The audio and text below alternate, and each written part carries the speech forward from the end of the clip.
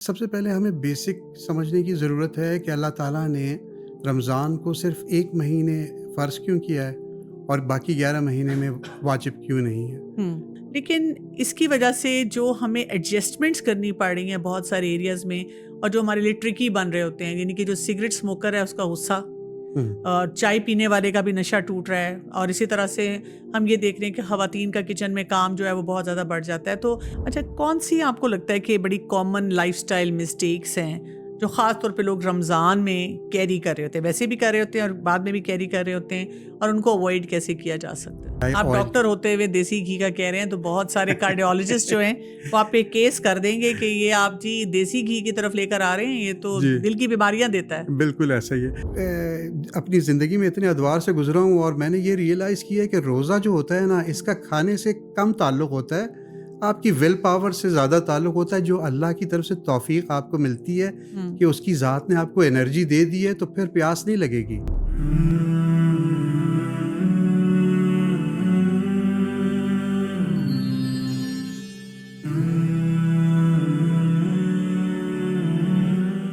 अस्सलाम वालेकुम वरहमतुल्लाहि वबरकातुहू। बिस्मिल्लाहिर्रहमानिर्रहीम। रमज़ान की आमद के साथ हमारे खाने पीने के भी मसले मसाइल शुरू हो जाते हैं, और जैसे ही हम रमज़ान का चाँद देखते हैं तो हमारे दिमाग में फ़ौरन आता है पकौड़े, और साथ ही आता है चटनियाँ, और साथ ही जो ख़वातीन हैं उनको लगता है ओवरलोड, कि किचन का काम बढ़ जाएगा और फिर कुछ ना कुछ बनाना और किसकी इफ्तारी करना, और साथ ही हम अपनी मैदे की तेज़ाबियत का सोच रहे होते हैं और बीमारियों का सोच रहे होते हैं, और रमज़ान में भी बार बार कहते हैं आज नहीं खाऊंगी, कल नहीं खाऊंगी, लेकिन खाना है कि लगता है ख़त्म ही नहीं हो रहा, वो कांस्टेंट एक एक्टिविटी शुरू हो चुकी हुई है। इस पे बात करनी बहुत ज़्यादा ज़रूरी है। मैं एक जगह एक सेइंग पढ़ी थी कि life is what happens to us while we are making other plans. यानी हम क्या कर रहे हैं कि पता नहीं रमज़ान गुज़ारने के लिए क्या कुछ सोच रहे हैं, और इतनी ख़राबियाँ हम अपने अंदर पैदा कर लेते हैं क्योंकि अपनी सेहत का ख़्याल नहीं रख रहे होते। तो आज मैंने मदऊ किया है डॉक्टर ज़िया अब्बास साहब को, जो कि सर्टिफ़ाइड लाइफ़स्टाइल फ़िज़िशियन हैं, और यहाँ पे पाकिस्तान में एक लोकल बॉडी है पाम के नाम से, जो लाइफ़स्टाइल मेडिसिन को, उनकी एक्टिविटीज़ को देखती है। तो ये उसके प्रेसिडेंट भी हैं। तो मैंने सोचा कि इनसे बात करनी चाहिए ताकि कुछ प्रैक्टिकल टिप्स हों कि हमने रमज़ान में क्या कुछ करना है। तो इनसे बात करते हैं। अस्सलाम वालेकुम वरहमतुल्लाहि वालेकुम वबरकातुहू। अस्सलाम। जज़ाकल्लाह ख़ैर। हाँ, डॉक्टर ज़िया, आपने ये टाइम दिया इसके लिए। मुझे सबसे पहली बात तो ये बताएँ कि ये जो हमारा खौफ़ है पकौड़ों का, ये जायज़ है या नाजायज़ है? मैं सबसे पहले शुक्रिया आपका कि आपने मौका दिया कि हम आपके साथ बात कर सकें इस टॉपिक पे। पकोड़ों का खौफ और रमज़ान, पता नहीं इसकी एसोसिएशन इतनी गहरी है और हुँ, इतनी पुरानी है कि इसको डिसएसोसिएट करना बड़ा मुश्किल काम है, हुँ, बड़ा मुश्किल काम है। हुँ, रमज़ान की जो सिलसिला है, ये सबसे पहले हमें बेसिक समझने की ज़रूरत है कि अल्लाह ताला ने रमज़ान को सिर्फ़ 1 महीने फ़र्ज़ क्यों किया है और बाकी 11 महीने में वाजिब क्यों नहीं है। हुँ, तो जैसे कि जनरली लाइफ़स्टाइल में होता है कि लाइफ़स्टाइल में आपकी एक रूटीन होती है। हुँ, दिन काम करने के लिए अल्लाह ने बनाया, रात आराम करने के लिए बनाई। हुँ, तो जो कुदरत का निज़ाम है, हमें उस निज़ाम के साथ चलना होता है। हुँ, तो इसी तरह हमें ये समझना ज़रूरी है कि अल्लाह ने अगर ये 1 महीना हमें दिया है, हुँ, तो उसका पर्पस है पीछे और उसका कोई मकसद है हुँ, कि हम अपनी बॉडी को में कुछ तब्दीलियाँ लाएँ, अपनी रूह में तब्दीली लाएँ, हुँ, अपने जिस्म में तब्दीली लाएँ। ना सिर्फ़ पकौड़ों पे फ़ोकस करें, हुँ। बल्कि बहुत सारी खैर व बरकत हासिल करें इस महीने से। ठीक है, तो आपने इसका मतलब लाइसेंस दे दिया है कि पकौड़ों को रखा जा सकता है ज़िंदगी में। ये बताइएगा कि लाइफ़स्टाइल, जैसे आपने कहा कि एक रूटीन चल रही है हमारी, और ये पूरी रूटीन रमज़ान में चेंज हो जाती है। क्या यानी इबादत के हिसाब से भी चेंज हो जाती है? मतलब ये नहीं कि हर चीज़ में कोई ख़राबी है, अल्हम्दुलिल्लाह फॉर बेटर चेंज होती है। फैमिली टाइम बढ़ जाता है, लोग नमाज़ें पढ़ रहे हैं, लोग मसाजिद का रुख कर रहे हैं, लोग एक-दूसरे का ख़्याल रख रहे हैं ज़्यादा।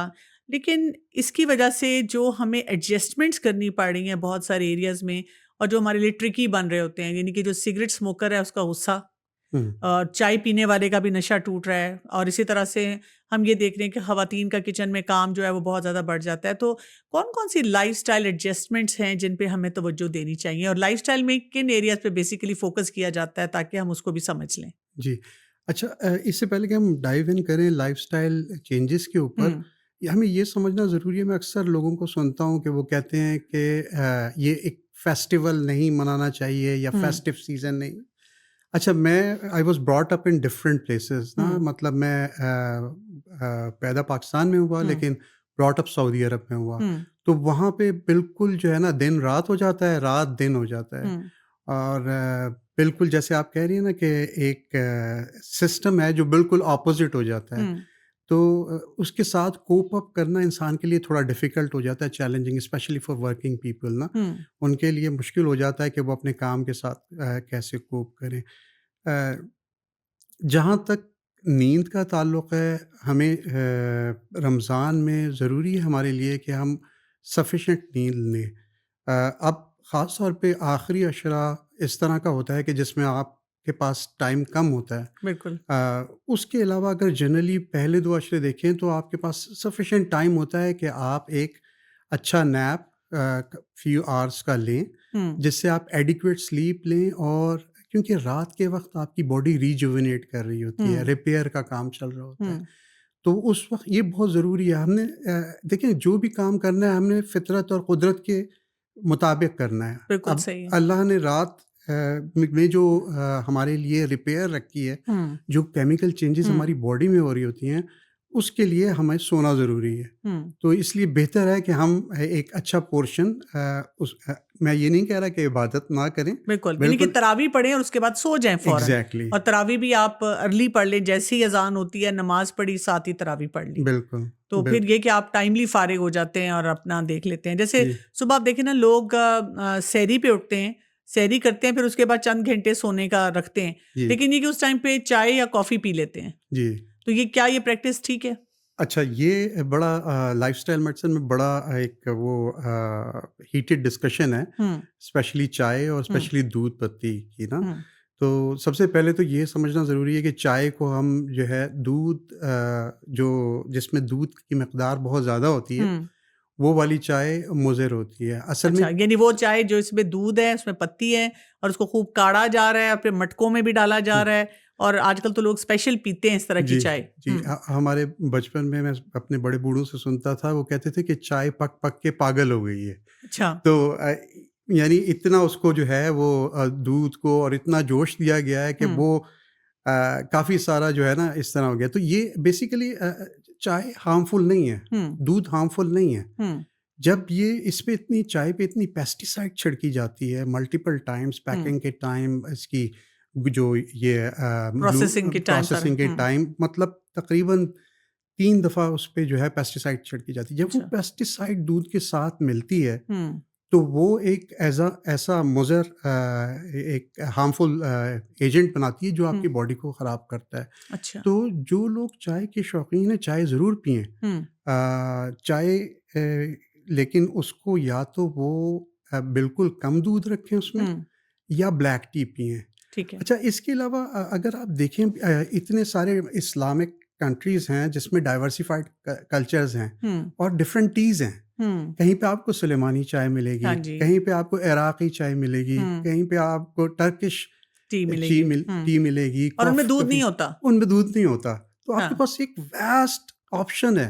हुँ, बहुत सारी चीज़ों में से आप चूज़ कर सकते हैं। हुँ, अगर हम उसी तरह लगे रहें इस चाय के पीछे, तो वो हुँ, हार्मफुल होगी हमारे लिए। ठीक है। तो ये सहरी में चाय जो लोग पीते हैं ज़रूर पिएँ। हुँ, कोशिश करें कि वो बग़ैर दूध के हो, हुँ। और अगर दूध की मिक़दार उसमें इस्तेमाल करना चाहते हैं तो मुनासिब, यानी 2 चम्मच या उससे कम। ठीक है। अच्छा कौन-सी आपको लगता है कि बड़ी कॉमन लाइफ़स्टाइल मिस्टेक्स हैं, जो ख़ास तौर पे लोग रमज़ान में कैरी कर रहे होते हैं? वैसे भी कर रहे होते हैं और बाद में भी कैरी कर रहे होते हैं और उनको अवॉइड कैसे किया जा सकता है?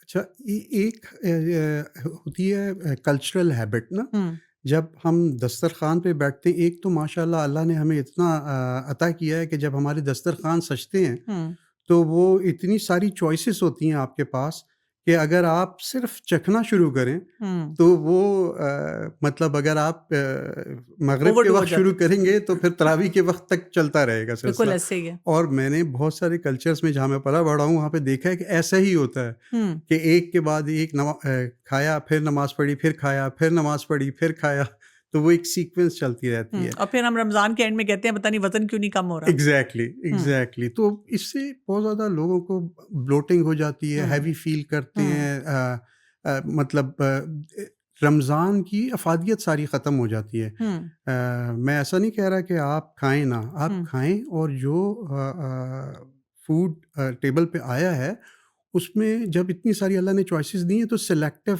चीज़ें इस्तेमाल करें। हुँ, सिलेक्टिव चीज़ का से मुराद वो चीज़ जो आपको पता है कुदरत के करीब है। ठीक है। जितना आप प्रोसेस्ड फूड की तरफ जाएँगे, उतना नुकसानदेह होगा। हुँ, जितना कुदरत की तरफ रहेंगे, हुँ। जितना नेचुरल प्रोडक्ट्स की तरफ रहेंगे, उतना अच्छा ज़्यादा चलें मैं आपको फ़ायदेमंद। एक मेन्यू बताती हूँ ना जो हमारे जी, टेबल पे होता है। मसलन पकौड़े हैं जी, और दही फुल्की है, चना जी, चाट है, जलेबी है, जी, समोसे हैं जी, और उसके बाद हमने कचौरी रखी हुई है जी, और कभी-कभी निहारी आ रही है जी, और इसके अलावा और इसी तरह से बेकरी आइटम्स हैं, जैसे केक आ गया है, पेस्ट्री आ गई है या पैटीज़ आ गए हैं, कभी जी, पिज़्ज़ा आ गया है। जी, हो सकता है कि सारी एक वक़्त में हों या कभी-कभी डिफरेंट तरीके से हों। अब यस। आप इनमें से मुझे थोड़ा-सा गाइडेंस देंगे कि किसको हम प्रोसेस्ड फूड कहेंगे? अच्छा, सबसे पहली बात कि प्रोसेस्ड फूड वो है, एक होता है प्रोसेस्ड फूड और एक होता है अल्ट्रा प्रोसेस्ड फूड। जितने हुँ, भी बेकरी आइटम्स हैं, हुँ, हर वो चीज़ जो मैदे से बन रही है, हुँ, इस तरह की चीज़ें, जैसे अभी आपने मिसाल दी कि बेकरी का हुँ, आइटम पेस्ट्री, जलेबी, जलेबी में शुगर कंटेंट बहुत ज़्यादा है, हुँ, ठीक है? कुछ मैदे से बनती हैं, कुछ हुँ, दालों से बनती हैं।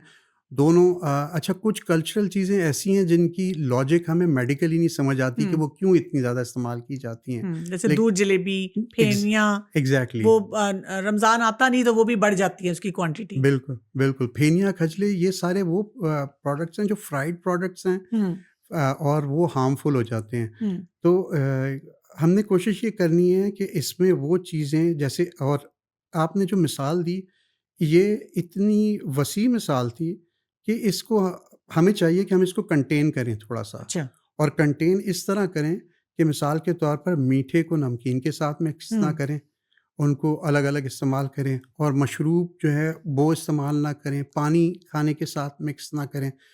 तो ये इस तरह कम हार्मफुल होता है। आपकी बात से मुझे ये बात समझ आ रही है कि यानी ये नहीं है कि हम कुछ चीज़ें खा नहीं सकते, लेकिन कुछ कॉम्बिनेशंस हैं जो कि दुरुस्त नहीं होंगी, उनको हमने अवॉइड करना है या ये बिल्कुल, कि घर की बनी हुई चीज़ हम इस्तेमाल कर लें, लेकिन जो बाज़ार की है, ख़ास तौर पे बेकरी प्रोडक्ट्स वगैरह हैं, उनको अवॉइड करें तो वो बेहतर है। बिल्कुल ऐसे ही है, बिल्कुल ऐसे ही है। ठीक है। क्योंकि बेकरी प्रोडक्ट्स में ज़्यादातर मैदा इस्तेमाल हो रहा है, हुँ, ऑयल इस्तेमाल हो रहा है, हुँ, अनहेल्दी चीज़ें इस्तेमाल हो रही हैं जो कि मुज़र सेहत हैं। ठीक है। और जो घर में आप चीज़ बना रहे हैं, आपको पता है कि इसके अंदर क्या अज्ज़ा गए हैं, हुँ, कंटेंट क्या है इसका। हुँ, जो भी चीज़ है, चाहे वो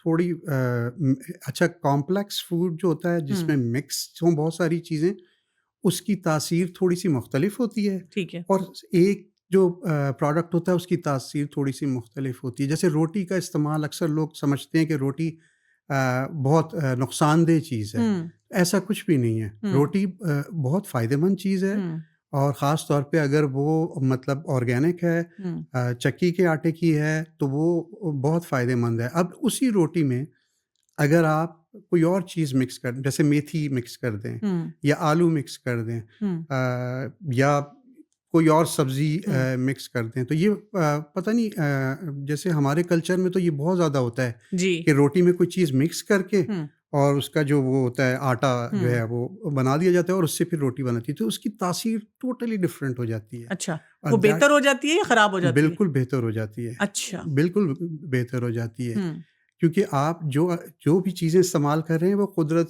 के करीब हैं। ठीक है। ग्रीन लीवी वेजिटेबल का हाँ, इस्तेमाल कर रहे हैं, और चक्की के आटे के ठीक है। साथ। अच्छा ये हमें क्यों होता है कि वैसे हम शायद हफ़्ते में, 2 हफ़्ते में 1 दफ़ा पराठा खाते हैं, लेकिन जैसे ही रमज़ान आता है तो सहरी में भी जैसे इफ्तारी में हमें पकौड़े बहुत याद आते हैं, तो सहरी में हमें पराठे बहुत याद आते हैं। तो ये जो पराठा डेली खाना है, क्या ये एप्रोप्रिएट है कि हम सहरी में लें? पहली बात कि ये हम ना कुछ चीज़ों को एसोसिएट कर लेते हैं, हमारा हुँ, ज़हन एसोसिएट कर लेता है कि सहरी है तो पराठा होगा। ठीक है। अच्छा, ये it's again more of a cultural and mindset thing, hmm, यानी ये इंसान के ज़हन में होता है कि बस ये पराठा हो। अ, पराठा जो रोटी खुश्क खानी चाहिए मेरे पॉइंट ऑफ व्यू से। ठीक है, अगर किसी को पराठा पसंद है तो वो ज़रूर खाए, लेकिन हफ़्ते में 1 दफ़ा, 2 दफ़ा, इससे ज़्यादा ना इस्तेमाल करे। ठीक है। और बेहतर है कि जो पराठे को वो तरी करने के लिए हुँ, वो जो यानी उसको ग्रीसी करने के लिए वो देसी घी का इस्तेमाल करें, अच्छा। बजाय आप ऑयल के। डॉक्टर होते हुए देसी घी का कह रहे हैं, तो बहुत सारे कार्डियोलॉजिस्ट जो हैं, वो आप पे केस कर देंगे कि ये आप जी देसी घी की तरफ लेकर आ रहे हैं, ये तो जी, दिल की बीमारियाँ देता है। बिल्कुल ऐसा ही है, बिल्कुल ऐसा ही है। देखिए असल में जैसा कि हम समझते हैं कि हर चीज़ एतदाल में अच्छी हुँ, होती है। तो बिल्कुल मैं मतलब देसी घी में अगर आप नहाना शुरू कर देंगे तो ज़ाहिर है वो मुज़िर प्रॉब्लम हो सेहत जाएगा। होगा। हुँ, और मैं बिल्कुल किसी को नाराज़ नहीं करना चाहता, लेकिन मुझे सच बताना है कि देसी घी क्योंकि ऑर्गेनिक होता है, हुँ, कुदरत के करीब वही प्रोसेस्ड, लेस प्रोसेस्ड, हुँ, अल्ट्रा प्रोसेस्ड वाली फ़िलॉसफ़ी है। ठीक तो है। जितना हम उसके करीब रहेंगे और एतदाल के साथ, हुँ, मॉडरेशन के साथ इस्तेमाल करेंगे, हुँ। तो इंशाल्लाह वो बिल्कुल हार्म नहीं करेगा इंसान को। अच्छा, मैं आपसे थोड़ा-सा एक पिक्चर बनाना चाह रही हूँ क्योंकि माशाल्लाह आपने इतनी इंस्ट्रक्शंस दे दी हैं कि मैं सोच रही हूँ कि उस पे कैसे काम किया जाए। सहरी की बात करते हैं। आपको क्या लगता है कि खाने-पीने के हिसाब से आइडियली सहरी का टाइम क्या होना चाहिए? और किन कॉम्बिनेशंस में हमें खाना चाहिए? और कोई उसकी तरतीब भी है कि उसके मुताबिक खाना चाहिए? अच्छा, सहरी जो है ना, ये हमें बचपन से जो है जब घर का माहौल ऐसा मिला हुँ, अल्हम्दुलिल्लाह कि सहरी जो थी ना वो एक वाजिब रुकन जो है ना हुँ, मतलब ये मैं हुँ, आज ऑन अ लाइटर नोट कह रहा हूँ कि एक ऐसा कि आप छोड़ नहीं कि सकते। जो बिल्कुल अलाउड ही नहीं था। हाँ तो जी। और वो वालिदा की तरफ से था। फिर आगे चल के जब अपना क्या नाम है खातून खाना ने टेक ओवर किया वाइफ़ हुँ, ने, तो वो अगर कभी आप बहुत थके हुए हो और कहें कि मैं उठना नहीं चाहता, तो कहती हैं नहीं जी, सब ने उठना है, और सहरी टेबल करनी पे है। आना है, सहरी करनी है। बिल्कुल। तो ये आई थिंक सहरी आपको जो पता है आजकल जो हमारा कल्चर शुरू हुआ हुआ है ना, ये यही है कि अब तो सहरी के लिए लोग इस वजह से उठते हैं कि जी आप किसी होटल में जाएँ और वहाँ पे वही बात है निहारी, कुलचे और पता नहीं क्या कुछ बन रहा है हाँ, और फूड स्ट्रीट्स हैं और वहाँ पे ये कल्चर्स हैं। मेरे हुँ, साथ कुछ साल पहले बल्कि हुआ था कि कहीं से हम तरावी पढ़ के निकले तो उस दिन हमारा वो था तकमील कुरान थी। तो बच्चे मेरे साथ थे उन्होंने कहा कि मार्केट से कुछ ले लेते हैं। तो बड़ा डरते-डरते हम सिर्फ़ नान या कुछ इस तरह रोटी लेने गए। हाँ, तो मैंने डरते-डरते उनसे कहा कि मैंने सोचा था दीदी तंदूर बंद ना हो गया हो। हाँ, तो उन्होंने कहा जी अभी तो यहाँ पे रौनक बिज़नेस का शुरू होगी। टाइम है। मैंने कहा मैम अभी आप आएँगी घंटे बाद तो ये सारी मार्केट भरी हुई होगी। हुँ, मैं कहा अच्छा क्या कर रहे होंगे लोग? कहते जी यहाँ पे आके सहरी करेंगे। हाँ, तो ये एक बहुत ज़्यादा मुश्किल एक वो है ना, लेकिन हाँ, ये आपने बात दुरुस्त की है कि जो लोग नाश्ता नहीं करते वो फिर सहरी भी नहीं करते। वो पहले खा के कह देते हैं कि हमने बस ऐसे रोज़ा ही है, रख लिया। ऐसे ही है। लेकिन सहरी करना बहुत ज़रूरी है। हुँ, अच्छा, इसके 2 एस्पेक्ट हैं। एक जी, तो जो मेडिकल एस्पेक्ट है बिल्कुल। जो फूड जिस पे अभी हम बात हुँ, करेंगे। दूसरा एस्पेक्ट आपके कनेक्शन विद योर फैमिली है। हुँ, जब आप बैठते हैं साथ, हुँ, तो एक-दूसरे से बात करते हैं, चीज़ों को समझते हैं, मिज़ाज को समझते हुँ, हैं, तो एक बेहतर कोलैबोरेशन होती है, अंडरस्टैंडिंग बनती है, एक अच्छी हार्मनी जिसे कहते हैं ना, वो बनती है। तो वो बहुत साइकोलॉजिकल एस्पेक्ट से वो बहुत ज़रूरी है, ठीक है, यानी कनेक्टिंग टू योर फैमिली। सही। एक वो बॉन्ड बड़ा अच्छा होगा। हुँ, अब अगर आप होटल में जाके करेंगे या रेस्टोरेंट में आप बाहर जाके हुँ, खाना खाएँगे, तो आप कभी भी वो घर वाली फीलिंग नहीं ला ला सकते। सकते हैं। Hmm, apart from the food that we are going to focus on, and in the food, जो ग़िज़ा हम घर में बनाते हैं, पहली बात वही कि हमें वो पता है कि इसमें क्या अज्जा हैं, क्या हुँ, चीज़ें हैं। सहरी का वक़्त का आपने पूछा कि तो बेहतर है कि वो तकरीबन डेढ़ 2 घंटे पहले हो। पहले हो। अच्छा, अब टाइम ज़ोन पे डिपेंड करता है कि किस इलाके में आप हैं हुँ, और उस हिसाब से आइडियली जो मैं हुँ, समझता हूँ। और ये जो मेरी स्टेटमेंट है ये बेस्ड है कि अगर आप बायोलॉजिकल क्लॉक को देखें हुँ, इंसान की, तो उस हिसाब से आप इफ्तार हुँ, और फिर अगर उसके बाद आपने खाना खाया है और फिर एक वक़फ़ा और फिर जस्ट बिफ़ोर सहूर और सहूर के बाद आपका रोज़ा जो है स्टार्ट हो जाएगा बिल्कुल सही है। कुछ देर के बाद। हुँ, जहाँ तक चीज़ों का ताल्लुक है कि हुँ, क्या चीज़ें खाएँ तो आप बिल्कुल जैसे खाना खाया जाता है, हुँ, वैसे खाना चाहिए। ठीक है। रोटी होनी चाहिए, प्रेफ़रेबली खुश्क रोटी जिसे कहते हुँ, हैं और घर की बनी हो तो आइडियल है। जी। जैसे अभी आप थोड़ी देर पहले ज़िक्र कर रही थी नान का हुँ, और निहारी का। देखिए, हमें ये देखना है कि मैं कैलोरी काउंट का फ़ैन नहीं हूँ। जी। लेकिन हमें ये पता होना चाहिए कि जो हम चीज़ खा रहे हैं, हुँ, उसके कंटेंट क्या हैं और ये एटलीस्ट इसमें कैलोरीज़ हैं कितनी? हुँ, कितना हार्मफुल हो सकता है ये मुझे? जी। तो निहारी अगर किसी को पसंद है तो शौक से खाए लेकिन once in a while once in a while. हाँ वन्स जी, इन क्योंकि मुझे लगता है हम ऐसे टाइम में आ चुके हैं डॉक्टर ज़िया कि हर चीज़ हर वक़्त अवॉइड नहीं की जा सकती। कभी-कभी मुझे ये होता है कि मैं भी जैसे बेकरी आइटम्स के बारे में बात करती हूँ, तो फिर मैं सोचती हूँ अगर किसी ने मुझे किसी दिन बेकरी में देख लिया, वो कहेंगे अच्छा जी ये तो अपने पॉडकास्ट में ये बात करी थी या अपने लेक्चर में ये बात करी थी, ये खुद बेकरी आई हुई हैं। तो हुँ, हम कहीं न कहीं बेकरी पे भी जाएँगे और कहीं नान भी खा रहे होंगे और कहीं पे कोई प्रोसेस्ड फूड भी ले रहे होंगे। हुँ, लेकिन वो जो आपने बात की कि मिनिमम, हुँ। मिनिमम लेवल पे हम उसको लेकर आएँ। बिल्कुल, बिल्कुल हुँ, और अगर आप देखिए इसको अगर आप साइकोलॉजिकली देखें, मिसाल के तौर पर जब हम किसी मरीज़ को कहते हैं हुँ, कि आपने ये नहीं खाना, ये नहीं खाना, ये नहीं खाना, ये नहीं खाना, हाँ, तो सबसे पहले जो है ना हम नेगेटिव प्रिस्क्रिप्शन जब कर रहे होते हैं, हुँ, तो उसका इम्पैक्ट कोई अच्छा नहीं नहीं होता। आता। इसके बरअक्स अगर हम उसको सिर्फ़ पॉज़िटिव प्रिस्क्रिप्शन दे रहे हों कि आप ये खाइए, ये खाइए, ये खाइए और उसके बाद इस चीज़ से एहतियात कीजिए, तो अगर आप कोई चीज़ बिल्कुल नहीं छोड़ेंगे ना, तो इस सबसे पहले आपका ज़हन कहेगा कि मेरे ऊपर कोई बंदिश नहीं है, हुँ, ठीक है? फिर आप अगर थोड़ा-सा अक़ल रखते हैं, हुँ, शऊर रखते हैं, तो आप समझ जाएँगे कि यार ये बेकरी का आइटम मेरे लिए नुकसानदेह है। हुँ, चलो मैंने आज पेटीज़ खा ली है, अब इसकी बारी थोड़ी देर से आनी चाहिए दोबारा। बिल्कुल, तो बिल्कुल ऐसा ही है कि अगर किसी रेस्टोरेंट में या किसी बेकरी शॉप पे अगर हमें देखा जाए तो हम हुँ, सब कुछ खाते हैं। बिल्कुल सही बात है। जी। तो ठीक है और जब सुबह सहरी पे लोग जैसे इस तरह की भी चीज़ें पूछते हैं कि क्या हम मिल्क शेक ले सकते हैं या अंडा रोज़ खा सकते हैं या इसी तरह से दही लें, दही का इस्तेमाल कैसा है? तो इस किस्म के आइटम्स के बारे में कोई हमें गाइडलाइन मिलती है लाइफ़स्टाइल मेडिसिन से? जी, बिल्कुल ऐसा है। देखिए अंडे में ना कोलेस्ट्रॉल लेवल हाई होता है हुँ, और तकरीबन एक अंडे में 100 200 डिपेंडिंग ऑन द साइज़ हुँ, जो है वो कोलेस्ट्रॉल लेवल होता है। हुँ, तो रोज़ कोई भी चीज़ खाना कभी भी अच्छा नहीं होता। ठीक चाहे है। वो अंडा हो या चाहे वो रोटेशन जो होती है ना फूड में वो हुँ, बहुत ज़रूरी है। हुँ, यानी एक दिन आप सब्ज़ी खाएँ, एक दिन दाल खाएँ, एक दिन गोश्त खाएँ। गोश्त खाएँ हुँ, यानी रोटेशन बहुत ज़रूरी है। हुँ, बहुत ज़रूरी है और दही दही जो है क्योंकि प्रोबायोटिक होती हुँ, है तो वो हाज़मे के लिए बहुत अच्छी होती है। हुँ, अच्छा एक चीज़ बड़ी इम्पोर्टेंट है हमें बहुत सारे लोग कहते हैं कि भाई दही खा लो तो प्यास नहीं लगेगी। हुँ, मैं अपनी ज़िंदगी में इतने अदवार से गुज़रा हूँ और मैंने ये रियलाइज़ किया है कि रोज़ा जो होता है ना हुँ, इसका खाने से कम ताल्लुक़ होता है। आपकी विल पावर से ज़्यादा ताल्लुक़ होता है जो अल्लाह की तरफ से तौफ़ीक आपको मिलती है हुँ। कि उसकी ज़ात ने आपको एनर्जी दे दी है तो फिर प्यास नहीं लगेगी। बिल्कुल।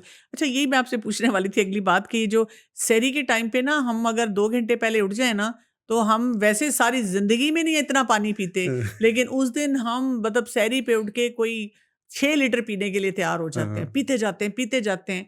ऐसा मुझे महसूस होता है आम ज़ुबान में मैं कहूँगी वो जैसे एक हावड़ा सा नहीं पड़ा होता कि हाय अब सारा दिन फूड डेप्रिवेशन है, कुछ नहीं खा सकेंगे। खा भी दबा के लो हाँ, और पी भी दबा के लो। ऐसे ही है। ये माहौल जो हम क्रिएट करते हैं, इस साइकी को कैसे ठीक किया जाए? अच्छा अगर कोई शख़्स अपनी चीज़ों को थोड़ा-थोड़ा दुरुस्त करेगा ना हुँ, और वो मॉडरेशन की तरफ आएगा तो उसे खुद इतनी अच्छी फीलिंग होगी कि वो फिर इस चीज़ को आहिस्ता-आहिस्ता छोड़ेगा। बिल्कुल। पहली बात हमें ये समझना ज़रूरी है कि हम ऊँट नहीं हैं और हुँ, हम जो है ना हमारी कुहान नहीं है जिसमें हम पानी स्टोर कर सकते हैं। ठीक है। और एक मुनासिब मकदार में पानी हमें चाहिए। हुँ, 4 टू 8 ग्लास डिफरेंट ये इंसान के बॉडी स्ट्रक्चर, जी स्टेचर, और वेदर एज, हुँ, वेदर हुँ, इन सारे फैक्टर्स पे डिपेंड करता है। हुँ, तो पानी ज़रूर लें, हुँ, पानी खाने के साथ मिक्स नहीं होना चाहिए। हुँ, एक तो या तो खाने से पहले होना चाहिए हुँ, या 1.5 घंटे के बाद पानी होना चाहिए। ठीक है। और बहुत ज़्यादा पानी पीने से एक ऐसी फीलिंग आती है हुँ, जो कि अनकंफर्टेबल फीलिंग होती है, तो इसलिए बहुत ज़्यादा पानी भी नहीं पीना चाहिए। पानी हमेशा गर्म, एक हुँ, जैसे कुनकुना कहते हैं, ठीक है। कुनकुना पानी होना चाहिए। और ये जो आपने बताया कि बहुत ज़्यादा पानी सहरी के वक़्त पीना, ये फिर आपके ग़िज़ा को के निज़ाम को डिस्टर्ब करेगा और डाइजेशन में मुश्किलात पैदा करेगा। और वो जो ब्लोटिंग और वो जो बिल्कुल, तेज़ाबियत ये सारी फिर इससे बिल्कुल, रिलेटेड हो बिल्कुल जाती है। उससे अच्छा ये बताइए कि ओवर ईटिंग का भी एक माहौल बन जाता है। यानी स्पेशली जब इफ्तारी होती है ना तो हम कहते हैं बस टेबल सजा रहे। एक तो हमारे सामने एड्स इतने आते हैं और हर एड जो हमें रमज़ान मुबारक बता रहा है ना वो टेबल यहाँ से लेकर वहाँ तक लोडेड है। बुज़ुर्ग भी बड़े खुश हैं, चाहे उनको कोई लगता है कोई बीमारी ही नहीं है और हुँ। बच्चे भी खुश हैं और कोई ओवरवेट नहीं है और एक स्लिम स्मार्ट सी खातून और मर्द भी बड़े एक्टिव सब फिर रहे हैं। हम अपने माइंड में यही पिक्चर बनाते हैं कि शायद हम भी टेबल सजाएँगे तो ऐसा ही होगा। ये ओवर ईटिंग का जो माहौल और साइकी शुरू हो चुकी हुई है, इसको कैसे ठीक करें? ये मैं अपने बच्चों को अक्सर बताता हूँ, बल्कि अब वो क्या कहते हैं कि अगर आप किसी को कोई चीज़ बताते रहें, तो वो फिर वापस आपको बता रहे होते हैं। हुँ, तो अब वो मुझे बताते हैं कि a lot of things we see in media, hmm, mass media या even social social media media. पे, उसमें मेजॉरिटी वो चीज़ बिक रही होती है, हुँ, जो कि जनरली अनहेल्दी होती है। हुँ, तो ऐसे ही है। ये जो आपने बताया कि वो एक एक मंज़रकशी जो आपने की है, हुँ, ये भी उसी की अक्कासी करती है। हुँ, अगर आप देखें तो मतलब you can not be healthy having such a vast unhealthy meal. बिल्कुल। तो और वो आपकी सेहत को ख़राब से ख़राब तर करेगा। हुँ, और जिस फैमिली को पोर्ट्रे किया जाता हुँ, है उसमें सीनियर सिटीज़न्स होते हैं, छोटे हुँ, बच्चे होते हैं, छोटे बच्चे की रिक्वायरमेंट मुख्तलिफ है। एक मिडल एज बंदे की रिक्वायरमेंट ग़िज़ा के एतबार से मुख्तलिफ है। हुँ, और बुज़ुर्ग जो है उसकी ज़रूरियात मुख्तलिफ हैं बिल्कुल। और उसकी एहतियात आम तौर पे ज़्यादा होती हैं हुँ, कि वो क्या चीज़ इस्तेमाल कर सकता है ग़िज़ा में, क्या चीज़ नहीं कर हुँ। सकता।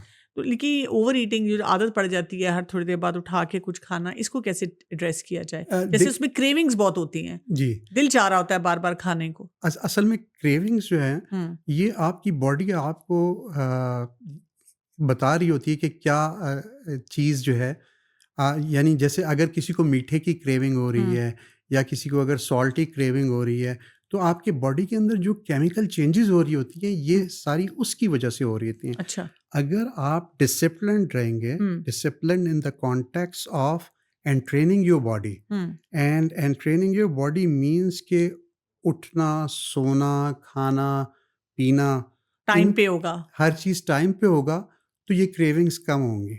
इसके ठीक है। बावजूद अगर क्रेविंग्स होती हैं, तो इसका मतलब है कि आपकी का जिस्म इशारा दे रहा है कि अब हुँ, आपको इस चीज़ की तरफ तवज्जो देनी है। जैसे मिसाल के तौर पर आपका लिवर, जिगर, हुँ, स्टमक पे बहुत ज़्यादा फ़ोकस कर रहे हैं, मास्टर ऑर्गन लिवर है, हुँ, और हमें उस पे भी एज़ डॉक्टर्स उस पे बहुत गहरी नज़र रखनी होती है हुँ। कि उसमें क्या प्रोसेस चल रहा है। ठीक है, यानी कोई ना कोई आपको इंडिकेशन है कि कोई मसला आपकी बॉडी में हो रहा है, उसको आप एड्रेस जी। करने की ज़रूरत है।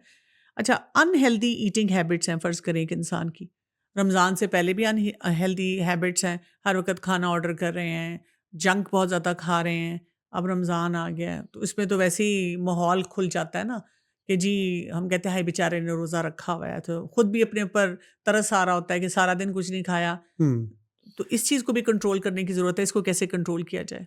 अच्छा, इसमें नए जो यंग जनरेशन है, उसके लिए तो एक आसान रास्ता जो मुझे नज़र आता है, हुँ, वो जिद्दत का रास्ता है। हुँ, अगर आप फूड में थोड़ी-सी जिद्दत लाएँ, लेट्स से कि उन्हें कहें कि यार तुर्की में इस तरह ये चीज़ बनती है, हुँ, या जैसे मेडिटेरेनियन कंट्रीज़ में हुमस बनता है। हुँ। ये मैं मिसालें इसलिए समझाने के लिए दे रहा हूँ, मतलब जी। सिर्फ़ उस पे फ़ोकस नहीं करना, यानी बहुत सारी चीज़ें हुँ, आप ऐसी बना सकते हैं जो कि थोड़ी-सी वो थोड़ी-सी जिद्दत के साथ होंगी। हुँ, अगर वो चेंज लाएँगे, तो वो उनके लिए नई जनरेशन के लिए ज़ायकेदार भी होंगी, हुँ, और एरोमा भी होगा। देखें ये जो जंक फूड और ये वाली इंडस्ट्री है ना, ये सारी खेलती ही इसी पे है, बिल्कुल ऐसे ही है। ये इसी पे फ़ोकस करती है। तो हुँ। हमने ये प्रेज़ेंटेशन वो इतनी अच्छी कर देते हैं हाँ, और अम्मा जो होती हैं वो वैसी पुरानी देचकी लाके रखती हैं और हाँ, कहती हैं इसी में से डाल के खा लो। बिल्कुल, बिल्कुल। हुँ, अब मैं मिसाल देता हूँ आपको कि पिछले हफ़्ते हमने दाल खाई हुँ, और वो घर में बनी हुई दाल थी और यकीन कीजिए कि बच्चों ने कहा कि ज़बरदस्त है। अब उसमें क्या था, उसमें सिर्फ़ तड़का जो लगाया गया हुँ, था, वो नेचुरल और लहसुन और वो सारी चीज़ें, और उसने ऐसा अरोमा क्रिएट क्रिएट किया हुँ, और उसकी टाइमली सर्विंग की गई, हुँ, तो उसने अट्रैक्ट किया। तो ये बहुत बड़ा चैलेंज है जंक फूड हुँ, और हुँ, अनहेल्दी फूड से हुँ, हमें शिफ्ट करना। और ये हुँ, शिफ्ट करना कोई एक दिन का काम नहीं है, इस हुँ, पे पूरी इंडस्ट्री काम कर रही है। बिल्कुल। जैसे अभी हमने मीडिया की बात की कि एडवर्टाइज आ रहे हैं, शुगर कार्बोनेटेड ड्रिंक्स के हुँ, एडवर्टाइज आ रहे हैं, और इतनी अनहेल्दी चीज़ों के पिज़्ज़ा, बर्गर्स, इस तरह के एडवर्टाइज आ रहे हैं। तो इस पे प्रॉपर इन्वेस्टमेंट हो रही है, और हम जिस रास्ते पे चले हैं इसमें बेसिकली सिवाय घर के हुँ, मुझे तो फ़िलहाल कोई ऐसा लीडिंग रोल नहीं नज़र आता हुँ, जो आपकी चीज़ों को दुरुस्त कर सके। बिल्कुल सही कहा आपने। अच्छा ये जो हाई शुगर की एडिक्शन हो जाती है शुगरी फूड बहुत ज़्यादा अच्छा लगना शुरू हो जाता है, ये बच्चों में भी प्रॉब्लम आ जाती है, कैंडीज़ खा रहे हैं हुँ। और जंक वो खा रहे हैं, उसमें शुगर, सॉल्ट कंटेंट बहुत ज़्यादा होता चला जाता है। तो जिनको इस तरह की क्रेविंग्स होती हैं वो फिर क्या करें? क्योंकि वही बात है कि रमज़ान में फिर वही होता है, दूध जलेबी शुरू हो गई, हलवे शुरू हो गए हाँ, और स्वीट स्टफ़ जो है वो बढ़ाना शुरू कर देते हैं। जी, और क्योंकि भूख भी लग रही होती है, फिर हम ऑर्डर देते हैं कि चलो जी कोई ना कोई मीठी चीज़ ज़रूर हो। जी। अच्छा, जब हम ये स्वीट और सॉल्टी को मिक्स करते हैं ना, हुँ, तो वहाँ से बॉडी में केमिकल ऐसी चेंजेज़ होती हैं जो नुकसानदेह होती हैं, अच्छा। और फिर उससे क्रेविंग बढ़ती है। लेकिन हमें तो मज़ा ही आता है कि अब मैंने थोड़ा-सा वो फ्रूट मीठा चाट लिया। खाई है, हाँ, अब दिल चाह रहा है दही फुल्की खानी है। हाँ, अब दही फुल्की खाई है तो अब वो टेबल पे और क्या मीठी चीज़ है, चाहे फल ही है, हुँ, अब मैंने वो फल लेना है। अब हाँ, फिर मेरा दिल चाह रहा है नमकीन चीज़ खाने को क्योंकि हुँ, वो दोनों चीज़ें हमने रखी हुई होती हैं जी। Side by side. तो इसका बेस्ट तरीका ये है कि हम हुँ, उसको सेग्रीगेट कर दें। अच्छा, जैसे जिसको हम सो कॉल्ड मीठा कह रहे हैं, ठीक है। या जैसे फ्रूट चाट हो गई, या इस तरह की जो खजूर हो गई, खजूर हो गई, ठीक है। इस तरह की जो स्वीट चीज़ें हैं, हुँ, उनको उनका इस्तेमाल करें। हुँ, फिर हम लेट्स से कि अगर नमाज़ पढ़ते हैं तो नमाज़ के लिए चले जाएँ, हुँ, और फिर नमाज़ पढ़ के जब वापस आएँ तो वो सारी सॉल्टी चीज़ एन्जॉय करें। आप ये भी एन्जॉय करें ठीक है। और ये भी एन्जॉय लेकिन करें, उनको अलग-अलग कर दें। उनको अलग कर दें। ठीक है। जी, अच्छा। तो इससे जनरली क्रेविंग में बेहतरी आती है। अच्छा।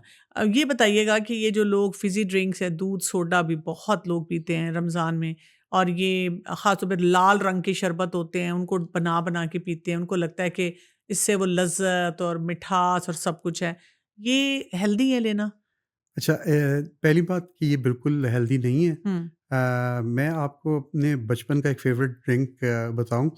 एक पता नहीं आप समझते हैं यहाँ पे नहीं, कमरुद्दीन कहते हैं। हुँ, एक ड्राइड एप्रिकॉट की लेयर होती है। हुँ, उस ड्राइड एप्रिकॉट की लेयर को पानी में डिप किया जाता है और तकरीबन ओवरनाइट या 4 टू 5 आवर्स रखा जाता है, और अक्सर ऐसा होता है कि वो प्रिपेयर नहीं होती तो उसको ब्लेंड किया जाता है। हुँ, तो वो जो है एप्रिकॉट का एक ड्रिंक बनता है जिसको अरबी में कमरुद्दीन कहते हैं। हुँ, तो वो रमज़ान से इतनी एसोसिएशन हुँ, होती है, जैसे हमारे यहाँ लाल शरबतों की एसोसिएशन हुँ, होती है, इसी तरह वहाँ पे उस चीज़ की हुँ। जैसे एसोसिएशन होती सुन्नत है। से हमें वो पता चलता है नबीज़ कि आप रात को खजूरों को या उनको भी भिगो के पानी में रखते हैं और सुबह ब्लेंड करके पीते हैं, तो उससे जी, भी कहते हैं कि प्यास नहीं लगती और एनर्जी भी बहुत अच्छी होती है। जी।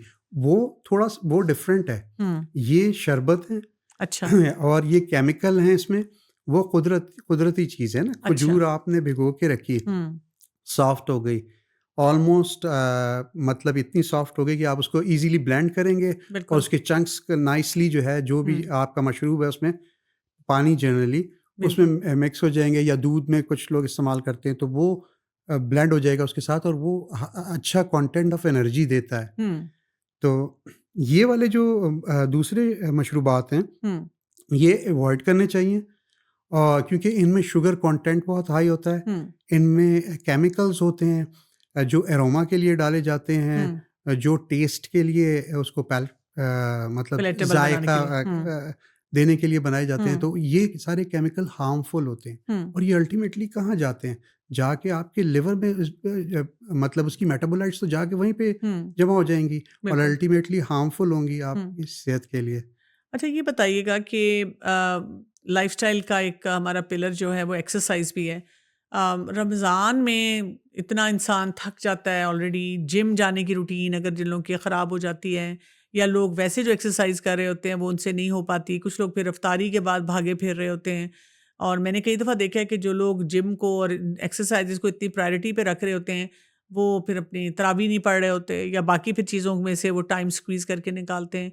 तो रमज़ान में क्या हम इस एक्टिविटी को स्लो डाउन कर सकते हैं? अच्छा, मैं ये रिसेंटली देख रहा हूँ मीडिया पे और सोशल मीडिया पे काफ़ी ये डिबेट चल रही है, ख़ास हुँ, तौर पे हाई इंटेंसिटी हुँ, एक्सरसाइज के हवाले से ना। हुँ, तो मेरा अपना मशवरा तो ये है कि जो हिट है, मतलब जो हाई इंटेंसिटी हुँ, एक्सरसाइज है, वो आइडियली नहीं करनी चाहिए रमज़ान ये में। रमज़ान में। हुँ, और देखिए, बात वही है, मॉडरेशन वाली बात आ गई ना।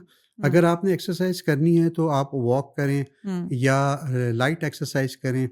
अगर आप एरोबिक के अलावा एंट्रेनमेंट वाली जो इस तरह की मसल बिल्डिंग एक्सरसाइज करते हैं, तो हुँ, उसमें इतनी इंटेंसिटी नहीं होनी चाहिए कि आपकी हुँ, बॉडी फटीग हो जाए। ठीक है। और फिर ये बड़ा इम्पोर्टेंट है कि when are you doing it, hmm, उसका वक्त क्या है। हुँ, मतलब कुछ लोग कहते हैं कि 10 बजे रात के का आइडियल टाइम है, एम्प्टी स्टमक होना चाहिए, फुल स्टमक होना चाहिए।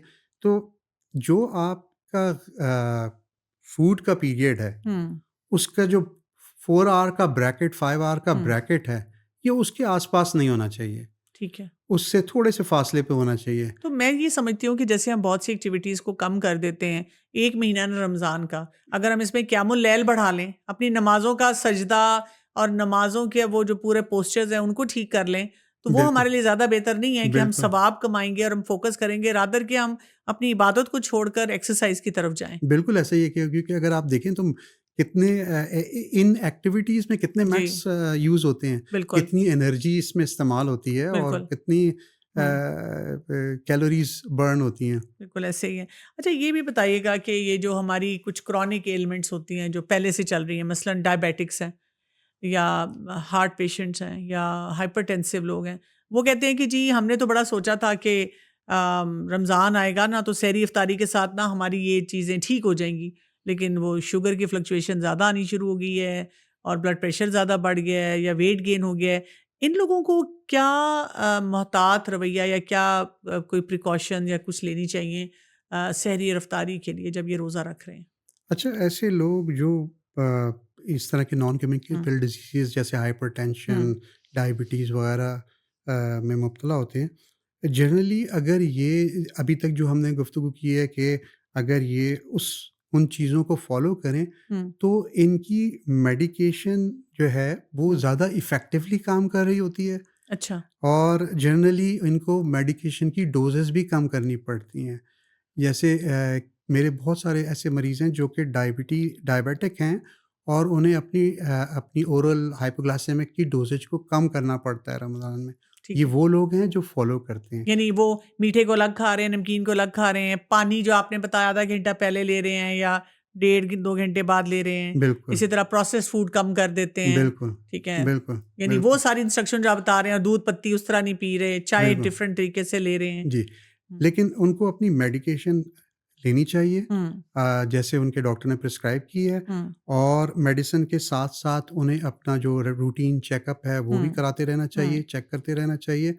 ए ये समझना कि डायबिटिक या हाइपरटेंसिव पर्सन रोज़े नहीं रख सकता, हुँ, ऐसा कुछ भी नहीं है। हुँ, ये बॉडी की ऐसी क्लेंजिंग होती है हुँ, जो एक्चुअली इन डिजीज़ेज़ के प्रोसेस को स्लो डाउन करती है। हुँ, और वो अब इसमें बहुत सारी टेक्निकल टर्म्स होती हैं, जैसे ऑटोफेजी होती है, हुँ, जैसे इन्फ्लेमेटरी प्रोसेस जो है वो हुँ, रिवर्स होता है। हुँ, इसी तरह डिटॉक्स होता है बॉडी हुँ, का। तो यानी 5-6 ऐसे निज़ाम अल्लाह ने बॉडी के अंदर लगाए हुए हैं जो कि इस बीमारी से इंसान को दूर लेके जा रहे होते हैं, बिल्कुल सही है। अगर हम उसको step by hmm, step follow करें तो। बिल्कुल सही कह रहे हैं आप। अच्छा, ये भी मैं जानना चाह रही थी कि एक होता है कि मैं एज़ एन इंडिविजुअल क्या कर रही हूँ, एक होता है कि पूरी फैमिली की हैबिट्स ना, ये एक बहुत बड़ा चैलेंज होता है। उन लोगों के लिए स्पेशली जो खुद तो प्रैक्टिस कर रहे हैं, लेकिन अब फैमिली नहीं अंडरस्टैंड कर रही। तो फैमिली का रोल और फिर कम्युनिटी का रोल, ये इसमें कैसे आएगा कि हम रमज़ान को वैसे गुज़ारें जिससे हम अल्लाह की इबादत भी करें और ये कि बीमारियों से भी अपने आप को बचाएँ सब? जी। इसमें सबसे अहम चीज़ ये है कि इंसान ना अगर अपने ऊपर काम करना शुरू हुँ, करे, तो वो आपके जो घर के अफ़राद हैं, उन सारी चीज़ों को देखते हैं। जैसे मिसाल मैं दूँगा कि जब मैंने लाइफ़स्टाइल को फ़ॉलो करना शुरू किया, हुँ, तो मेरी बेटियाँ माशाल्लाह 2 की तो शादी हो गई है हुँ, और एक तीसरी फाइनल सेमेस्टर में है। हुँ, तो ये सारी मुझे कहते थे कि आप में साइकोलॉजिकल चेंज आई है, हुँ, क्योंकि दूसरी वाली जो है वो उसकी उसकी फ़ील्ड ही यही है। हुँ, तो वो कहते हैं कि आप में साइकोलॉजिकल चेंज आई। सबसे पहले अगर आप यहाँ से तब्दीली ला सकते हैं अपनी सोच में, अपनी हुँ, फ़िक्र में, तो वो यहाँ से स्टार्ट होगी। हुँ, एज़ एन इंडिविजुअल फिर आप इम्पैक्ट करेंगे अपनी बाकी फैमिली मेंबर को, हुँ, और जब आप अपने फैमिली मेंबर में पॉजिटिव चेंज लाएँगे, वो फर्दर इम्पैक्ट करेगी आपके बड़े कम्युनिटी को। कम्युनिटी को, हुँ, और इवन आप अपने पेशेंट्स को भी हुँ, इम्पैक्ट करेंगे। तो ये एक छोटा रिपल इफ़ेक्ट जैसे होता है ना, हुँ, एक छोटा-सा काम शुरू करना है आपने और वो फिर आहिस्ता, आहिस्ता, आहिस्ता, आहिस्ता बढ़ता जाएगा। बिल्कुल। आपकी बात से मैं 100% इत्तेफ़ाक करता हूँ कि ये आसान काम नहीं है। हाँ, बिल्कुल। ऐसा नहीं है कि एक दिन में आप हुँ, चाहें और सब कुछ बदल जाए। बिल्कुल। Slow, hmm, gradual, but for sure. बिल्कुल, आपने सही कहा। अच्छा, ये भी मैं जानना चाह रही थी कि आम लोगों का ना ये भी एक बड़ा दुःख होता है कि डॉक्टर्स तो हमें बड़ी आसानी से कह देते हैं, ये खाओ, ये ना खाओ और खुद अपने आप को नहीं देखते कि वो खुद हम ये बात है समोसे भी खा रहे हैं, चाटें भी खा रहे हैं, चटनियाँ भी खा रहे हैं और उनकी सेहत भी देखने से लगता है कि अपने पर पता नहीं कितना काम कर रहे हैं। तो इस सिलसिले में आप क्या कहेंगे? अच्छा, मैं पहले ये बता दूँ कि चाट जैसे है, चना हुँ, चाट, और ये बड़ी हेल्दी फूड है। हुँ, और चटनियाँ जो होती हैं, हुँ। जनरली जो घर में बनी होती हैं, वो वो भी भी बड़ी हेल्दी होती हेल्दी है। होती हैं। ठीक है, तो आपने तो हर चीज़ के लिए ग्रीन सिग्नल दे दिया है जी। हमें। हुँ, और मैं खुद भी इस्तेमाल करता हूँ, हुँ, और सबको यही कहता हूँ, क्योंकि जो कुदरती अज्जा से घर में बनाया जाए, जैसी मेरी वालदा अचार बनाती हैं हुँ, और चटनियाँ बनाती हैं, और चटनियाँ हमारे घर में एक ट्रेंड है कि हुँ, मुख्तलिफ़ चीज़ों की बनती है। बनती हैं और हुँ, उसका जायका भी मुख्तलिफ होता है। तो बेसिकली ये बात वहीं आ जाती है कि जायका जो है ना, हुँ, जब आप किसी चीज़ को एन्जॉय करके खाएँगे, तो वो आपको उसकी अफ़ादियत भी ज़्यादा होगी, फ़ायदा बिल्कुल भी सही बात है। देगी। हुँ, और जो डॉक्टर्स का ये मसला है कि जी डॉक्टर्स कहते तो हैं लेकिन खुद करते नज़र नहीं आ रहे होते, इसके बारे में आप क्या कहेंगे? हाँ, ये बिल्कुल ऐसा ही होता है, और मुझे याद है कि जब मैंने ये जर्नी स्टार्ट किया था, तो बड़ा डिफ़िकल्ट जर्नी था। अच्छा। किसी को ये कहना कि आप ये कर शुरू कर दो, जैसे हुँ, अब मिसाल के तौर पर मैं जब लाइफ़स्टाइल जॉइन किया था, तो मैं बहुत ज़्यादा ओवरवेट था, अभी से भी बहुत ज़्यादा हुँ, ओवरवेट था। तो आई वाज़ 150 केजी ना, अच्छा। तो उस वक़्त मैं अगर किसी अपने पेशेंट को कहूँ कि यू हैव टू स्टार्ट, मतलब कल से आपने जो है वो 40 मिनट रोज़ाना वॉक करनी है, तो वो हुँ, तो मेरी तरफ देखता था। कहता था, डॉक्टर साहब खुद तो मतलब लगता ही नहीं है कहीं से कि वॉक भी करते हुँ, होंगे। हुँ, तो यू आर वेरी राइट।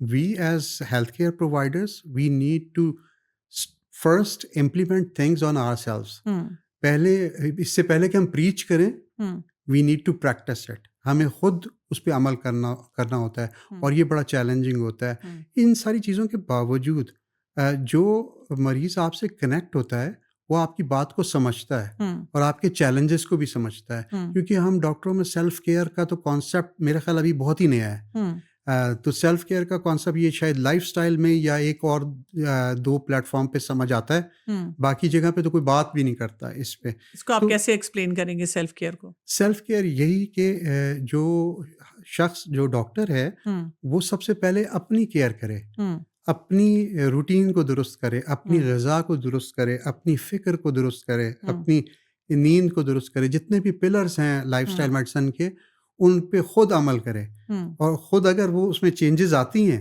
हुँ। तो वो फिर लॉन्ग लास्टिंग चेंजेस होती हैं। फिर वो किसी को कह सकता है कि भाई अब आप ये करो, ये ना हुँ। करो, इस अच्छा, तरह। आपने एक दफ़ा ज़िक्र किया था एक हमारी कोई मीटिंग थी कि मैं बहुत सी दवाइयाँ लेता था और मेरी बहुत सारी छूट गई हैं। तो कितनी जी। दवाइयाँ आप पहले लेते थे? मैं 9 ओरल मेडिसिन थी हुँ, और इंजेक्टेबल्स पे भी था। अच्छा।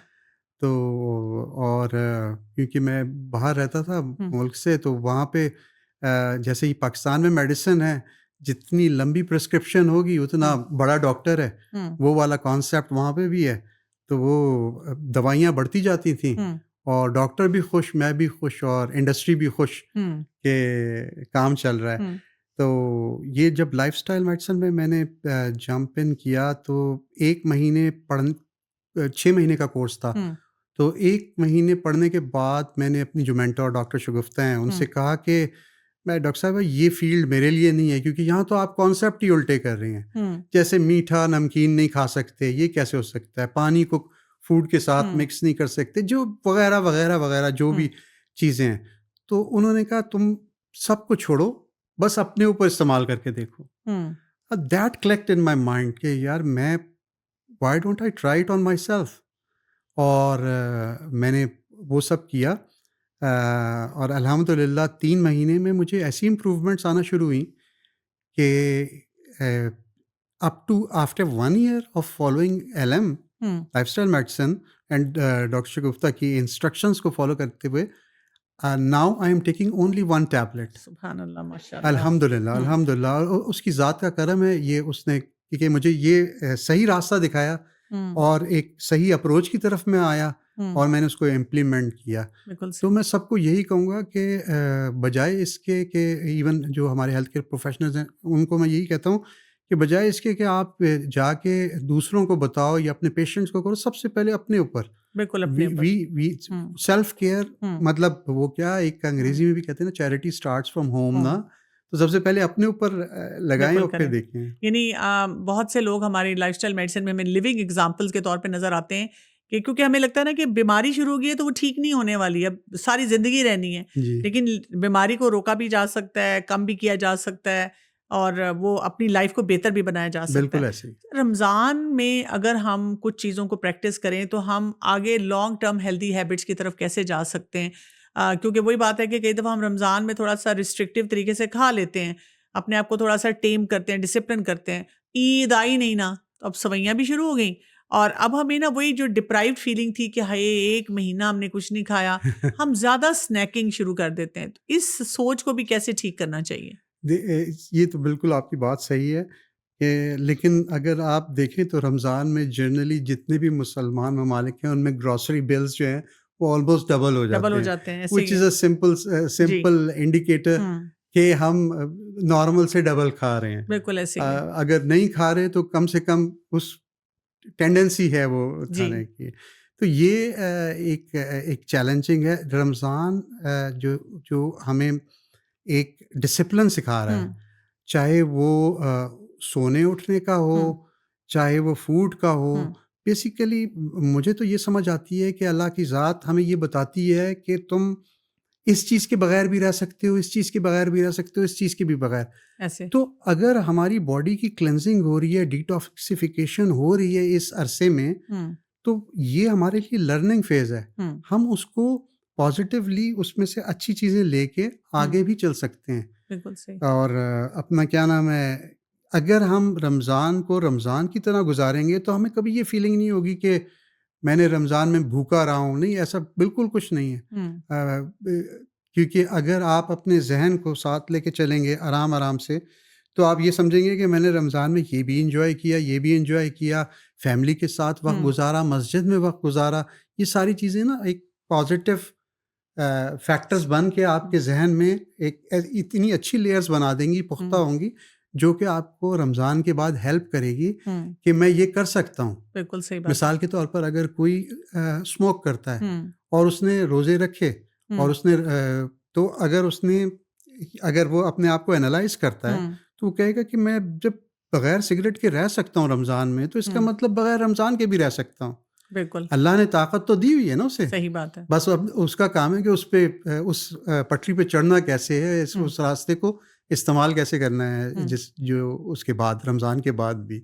बिल्कुल ठीक है, जज़ाकल्लाह ख़ैर, बहुत-बहुत शुक्रिया आपका। शुक्रिया। तो हमें नाज़रीन ये समझ आती है कि रमज़ान जो अल्लाह ताला ने दिया है ना, वो तकवा के लिए है। रमज़ान इसलिए दिया है कि हम अपने आप को सही जगहों पे रोकें और अपनी अक्ल को इस तरह से इस्तेमाल करें कि ज़्यादा फ़ोकस हमारा इबादत हो और साथ-साथ ये भी फ़ोकस हो कि वो जो खाना-पीना है, वो उन कवायद और असूलों के मुताबिक हो जिससे हमारी सेहत बेहतर हो, सिर्फ़ रमज़ान में ही नहीं बल्कि रमज़ान के बाद भी। जब हम ये टारगेट करेंगे और देखिए छोटी-छोटी टिप्स हैं जिनको हमने अपनी ज़िंदगी में इख्तियार करना है, तो क्या होगा, हमारी सेहत भी बेहतर होगी, रूहानी सेहत भी और जिस्मानी सेहत भी। इजाज़त चाहती हूँ। अस्सलाम वालेकुम व रहमतुल्लाहि व बरकातुहू।